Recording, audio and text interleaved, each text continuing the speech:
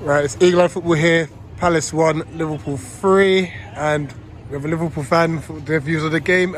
Andre, How you doing, buddy? nice to meet you. Where are you from? What do you work as? Yeah, so I'm Verge Magazine and a co-founder of Alternative Sport. So we are as a Liverpool fan very, very relieved to be coming away with some points today. Well, 3 points because first half was for me. I felt that we was comfortable. Second half, again we switch off. We start getting into like second gear, and then that's the recipe for danger. And unfortunately, it makes it quite nervous, especially the fact that I'm actually sitting with away fans, and I have to cheer on all Palace activities. What do you think was the key to your first half? I think it's just control, winning the ball back. Just the desire to just win the ball back in your area. The press was working, but obviously during the second half, then the press will stop. They stopped pressing as much and just start to become a bit more lackadaisical with some of the passes. Trent's passing wasn't on today as it normally is, and Robertson looked like he was struggling with OLISE. I think that's your player, and who's an amazing player, very, very, very good. But I think that there wasn't any backup to help Robertson. So I think when Milner came on, then that settled some things, and then obviously we got a controversial penalty at the end. We'll get into that. We will get into that. Second half starts, and for us, we looked very lively. Mm-hmm. Looked like we were putting it to you. How did it feel for you? What was your thoughts on the tactical change that Vieira made as well? I think to be honest with you, like he really, really well. What I liked what he did is that he had your wide attackers, Lisa and the other, I can't remember who the other guys on the left hand side came on, and he was switching. Pretty much it reminded me of like our tactics, what we do with Salah and Mane. You're switching sides.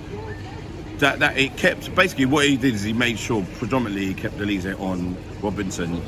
I think you are, if overall you're missing stout attacker, striker, you're missing a dominant midfielder, and then I think that you'll be up there, because it's like you guys remind me of like 2 pieces away from what West Ham would be, and that gives other people problems. Absolutely. Let's talk about that penalty decision. Now, I don't know what view you had of it initially, but what was your first thoughts whilst they were obviously doing the check? The first thought, honestly, my initial thought was that he's waiting for the penalty. That was my initial thought. It felt like he's waiting for contact, but not in that blatant like cheating way. It's just like, I know he's going to come. The keeper's going to come out, fly out at me. I'm going to make sure I take contact so I can go down.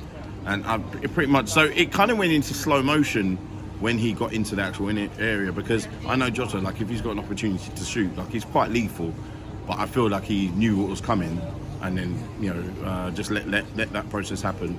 And then obviously the letter of the law, although it's wrong, is that it's going to be a penalty. Did you think it was a penalty though? I wouldn't have given that. Like old school football, that wouldn't happen. Now it's going to happen. And I think that's the problem. I think a lot of players have to adjust to it. Pretty much when you're playing five-a-side football, you can't go into the area, and there's no debate about that. So you have to adjust your way into thinking like, when you're in the area, you cannot fly into tackles and things like that. You just literally have to just get your body in the way, but you can't be pulling, tugging, or arriving late into tackles and things like that, because otherwise there's no debate about it. It's going. The longer that it takes for VAR, it's definitely a penalty. Yeah, and lastly, obviously on the referee, we thought that like Liverpool were just giving all the decisions and stuff. Do you think that's the case? Or? Yeah. This doesn't happen to us often, so therefore I can celebrate this for once, because it's usually us feeling aggrieved with the referee. And for some reason, this referee, the more you guys gave him stick, the more he was giving us decisions. To be honest with you, like I was like, okay, you guys carry on then. Shouting at the referee, he's like, I'm going to keep on giving them decisions. But all the 50-50 decisions went our way. So it wasn't like blatant, but it was enough to make me know that, he's leaning our way this way for once. Well, thanks for your viewpoints. Who's your man of the match? Mate, that's a good one actually. Alisson. I mean, Addison for that save. That was an amazing save. I don't think anyone else particularly that kind of stood out. So I probably would give it to Alisson. Henderson was a leader as per usual. If anyone actually outside players, if the keeper, I'll give it to Verge because he seemed like he had a strong game and that goal. My lord, he looked like he arrived. He came into the sky like a god. Oh, thanks for having me on, brother. I appreciate it.